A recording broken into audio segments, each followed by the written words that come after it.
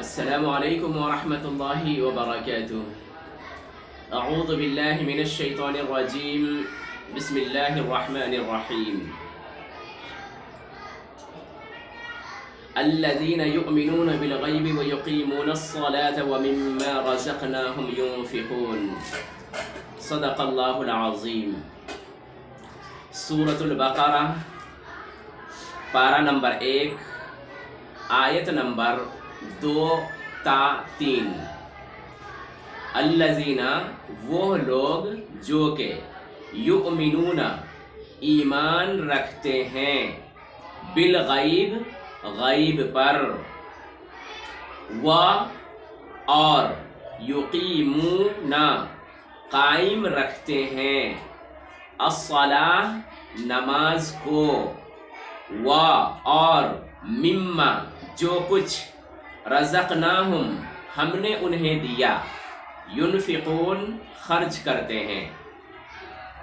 یعنی وہ لوگ جو کہ ایمان رکھتے ہیں غیب پر اور نماز کو قائم رکھتے ہیں، اور جو کچھ بھی ہم نے انہیں دیا ہے اس میں سے راہ خدا میں خرچ کرتے ہیں۔ ناظرین اکرام، ایمان بالغیب، ایمان بالغیب کو ہم پہلے سمجھ لیں کہ ایمان بالغیب کا مطلب ہے کہ جو کچھ اللہ رب العالمین نے اپنے محبوب رحمت للعالمین صلی اللہ علیہ وسلم کی معرفت ہم تک جتنی بھی باتیں پہنچائی ہیں، ان میں سے بہت سی باتیں ایسی ہیں جن کو ہم نے اپنی آنکھوں سے دیکھا، اور بہت سی باتیں ایسی ہیں جن کو اپنی آنکھوں سے نہیں دیکھا۔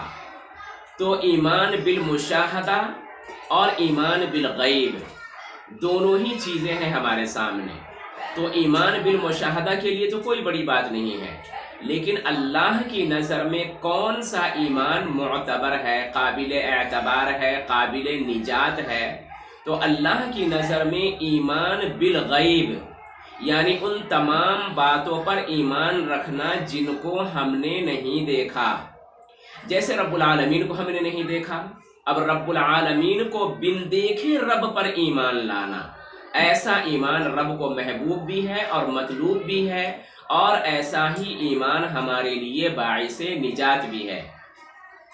فرشتوں کو ہم نے نہیں دیکھا، جنت کو نہیں دیکھا، جہنم کو نہیں دیکھا، عذاب قبر کو جو ہے نہیں دیکھا۔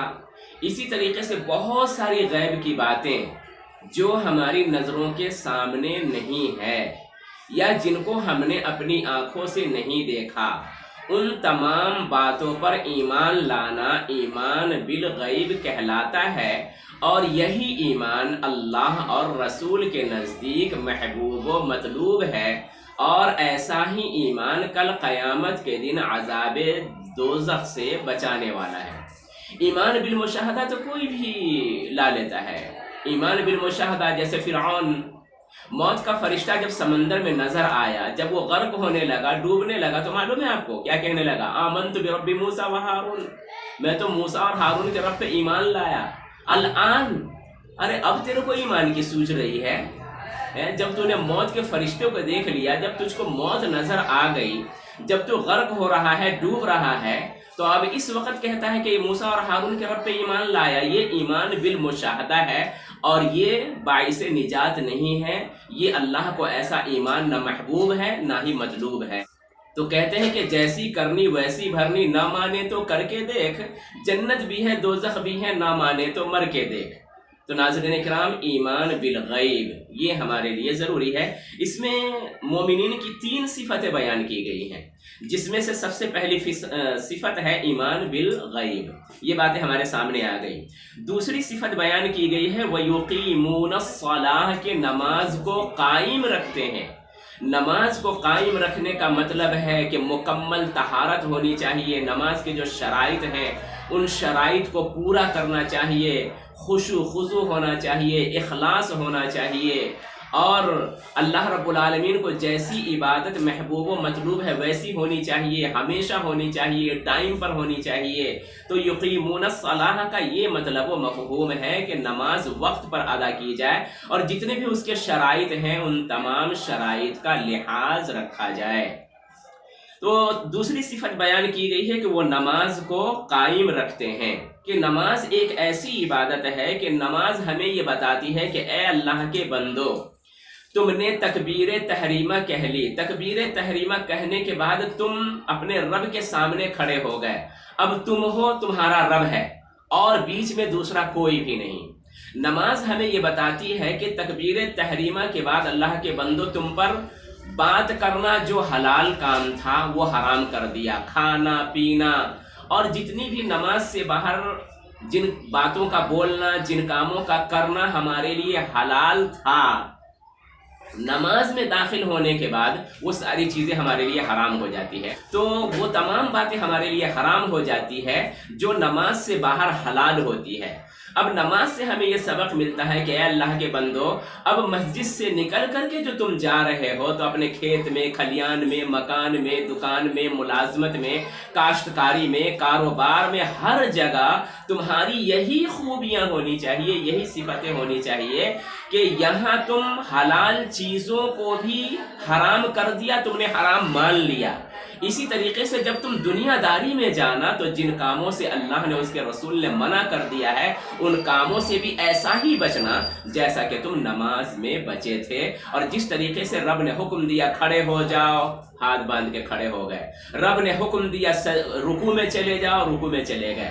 رب نے حکم دیا اپنی قیمتی پیشانی اور ناک کو زمین پہ رکھ دو، ہم نے زمین پہ رکھ دیا۔ یعنی اللہ کے ہر حکم کو، جیسے جیسے رب کا حکم آیا ویسے ویسے رب کے حکم کو ہم نے بجایا۔ اسی طریقے سے نماز سے باہر نکلنے کے بعد بھی ہماری پوری زندگی نماز والی ہونی چاہیے اور صفات نماز سے متصف ہونی چاہیے۔ تیسری صفت بیان کی گئی ہے وَمِمَّا رَزَقْنَاهُمْ يُنْفِقُونَ، کہ جو کچھ بھی ہم نے رزق دیا ہے، جو کچھ بھی اپنے بندوں کو ہم نے نوازا ہے، اس میں سے راہ خدا میں خرچ کرتے ہیں۔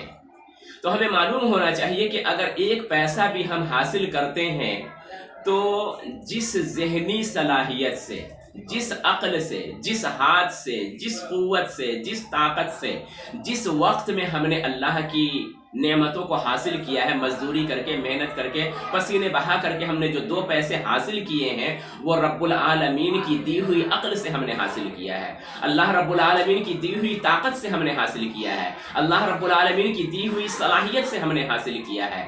تو لہٰذا تمام ایمان والوں کو یہاں پر یہ درس دیا جاتا ہے کہ اپنی کمائی کے 3 حصے کر لینا۔ ایک حصہ اپنے اہل و عیال، بیوی بال بچوں پر خرچ کرنا، ایک حصے کو راہ خدا میں خرچ کرنا اور ایک حصے کا بیلنس کرنا تاکہ فیوچر میں وہ تمہارے اور تمہارے دین کو اور تمہاری آل اولاد کے کام آ سکے۔ تو یہ مومنین کی 3 صفتیں یہاں پر بیان کی گئی ہے، ایمان بالغیب اور نماز کا قائم کرنا، اقام صلاح اور انفاق فی سبیل اللہ، اللہ کے راہ میں خرچ کرنا۔ تو رب سے دعا ہے کہ رب العالمین ہمیں غیب پر ایمان رکھنے کی توفیق عنایت فرمائے اور نماز وقت پر ادا کرنے کی تمام شرائط کے ساتھ ادا کرنے کی توفیق عنایت فرمائے، اور جو کچھ بھی اللہ نے دیا ہے اپنے راہ میں خرچ کرنے کی توفیق عنایت فرمائے۔ آمین ثم آمین۔ اٹھ کے اب بزمیں جہاں کا اور ہی انداز ہے، اٹھ کے اب بزمیں جہاں کا اور ہی انداز ہے، مشرق و مغرب میں تیرے دور کا آغاز۔ پھر ملاقات ہوگی اگلی آیتوں کے ساتھ۔ ہمیشہ ہمیشہ اللہ ہم سبوں کا حامی و ناصر ہو۔ وآخر دعوانا ان الحمد للہ رب العالمین۔